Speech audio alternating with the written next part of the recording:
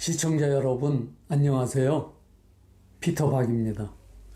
영국 BBC 라디오 방송에 클래식 담당 DJ는 이런 말을 했습니다. 나는 더 나은 사람, 더 똑똑한 사람, 더 교養있는 사람이 되기 위해서 클래식을 들어야 한다고 주장하고 싶지 않습니다. 다만 클래식 음악 세계가 마치 초대받지 못한 파티와 같은 것이라고 느끼는 사람에게 손을 내미는 것일 뿐입니다. 라고 말했는데요. 제가 여러분을 클래식 산책에 초대하는 것도 똑같은 심정입니다. 오늘은 다시 슈베르트의 음악을 준비해 보았습니다. 슈베르트는 착한 인상을 지닌 친근한 이웃집 아저씨 같은 이미지였다고 합니다. 친구를 좋아했고 담배와 술을 좋아해서 옷에서는 늘 담배 냄새가 풍겼다고 하죠.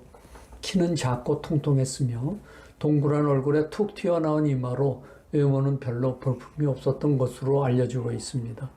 게다가 지독한 근시였던 터라 늘 두꺼운 안경을 끼고 다녔으나 안경 너머의 두 눈은 언제나 반짝반짝 빛을 발했습니다.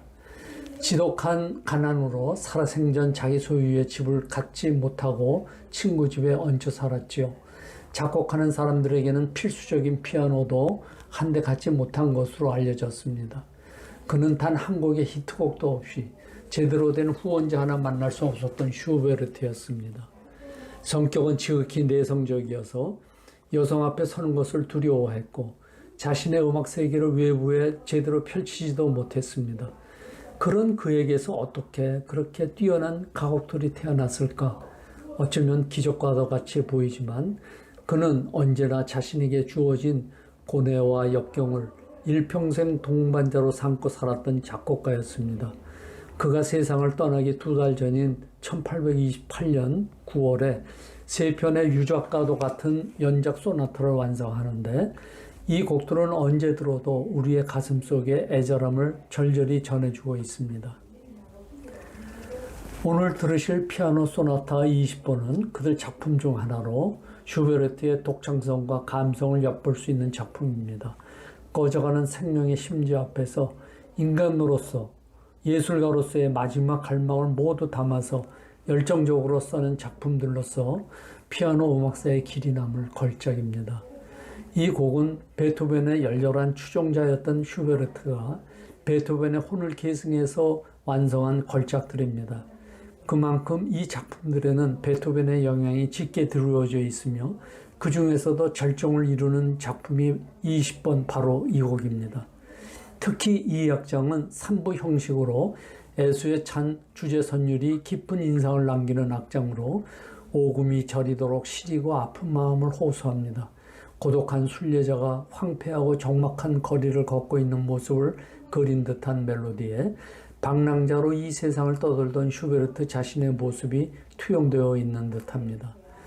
오늘의 연주자는 18살의 나이로 쇼팽 피아노 콩쿠르에서 심사위원 만장일치로 우승했었던 이태리 피아니스트 마우리지오 폴리니의 1983년도 연주입니다. 들어보시겠습니다.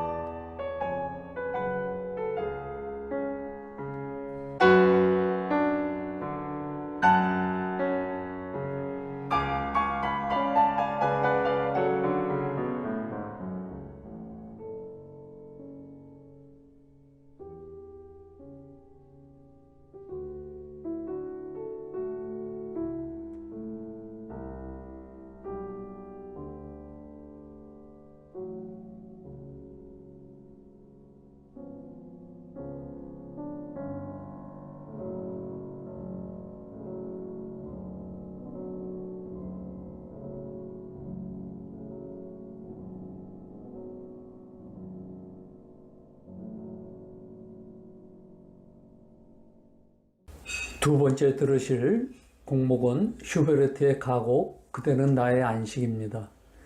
슈베르트가 작곡한 많은 작품 중에서 가장 사랑받으며 후세에도 업적을 인정받는 작품들이 바로 성악곡인데요. 이것을 리드라고 부르는데 가곡이란 뜻입니다. 짧은 생애 동안 600여 곡의 리드와 그의 수많은 작품을 작곡했던 뜨거운 열정이 있는 삶을 살았던 슈베르트였습니다. 그의 리드는 이전 작곡가들의 것과는 이념이나 전개 방식부터 너무나 달랐지요. 이전 작곡가들이 시나 가사가 잘 전달되도록 반주를 붙이는 데 만족했다면 슈베르트는 피아노 파트가 성악 파트와 동등한 자격을 갖고 독자적인 역할을 할 수 있도록 해서 슈베르트가 죽은 후에 그의 작품들의 예술 가곡이라는 새로운 용어를 만들어내며 인정받게 됩니다. 그대는 나의 안식은 독일 시인 리케르트의 시에 곡을 붙인 것으로 26살 때의 작품입니다. 슈베르트의 로맨틱한 정서가 나타난 대표적인 가곡인데요. 이 곡은 제목 그대로 어떤 이에게 사랑을 노래하며 희망과 위로를 주는 안식처가 되어준다는 내용을 담고 있는 곡입니다. 오늘은 20세기 세계 최고의 베를린 태생의 바리톤 가수 휘셔 디스카우의 1952년도의 녹음으로 들으시겠습니다.